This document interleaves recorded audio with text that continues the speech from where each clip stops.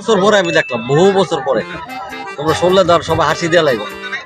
আমি কিন্তু ওই রামকৃষ্ণপুর গেছিলাম বেড়াইতে, এক জায়গায় বেড়াইতে যাই, ওখানে প্রাকৃতিক সিনারি দেখে আমার জায়গাটা আমার পছন্দ হয়েছে। ঘুরে গেড়ে গিয়া ওই আমার বিয়াটা ওইখানেই শেষ পর্যন্ত ঠিক হয়ে গেল। এরপরে ওখানে গেছি, এই পানির মধ্যে নৌকাতে যাইতাম, নৌকাতে যাইয়া এই কালো পানি দিয়া এই ঘোরাঘুরি করতাম। বাড়ির গ্রামের পাশে হয়েছে এরকম বাইরে ধরার বিল, প্রচুর ঢেউ, একদম মিনি কক্সবাজার বলা যায়। এরকম একটা সিন। এখন তো সব পানি আর নাই, খালগুলা বড়দের রাস্তা মাস্তা হয়ে গেছে। অনেকদিন পরে এখানে আসার পরে ওই স্মৃতিটা বাইসে উঠল। মাহমুদ হাসান উনি চমৎকার মানুষ, অনেক ভদ্র।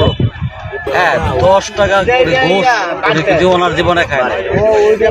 ও 2টা বোয়াল মাছ হয়েছে,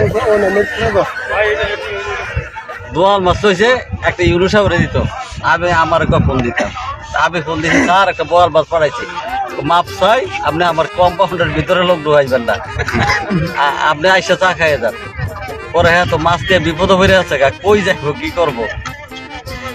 পরে ওই ওনার একটা হেড ক্লার্ক আছে, যখন শুনছে করলে মাছটা তো নেওয়ার কোনো ব্যবস্থা নাই, নিলে তো মানুষ দেখছে সরব, আমার দেন কয়েকজন টানাটানি লাগলো, কিন্তু ওই অনুসারে এই মাছটা সাইডেও দেওয়া গেছে।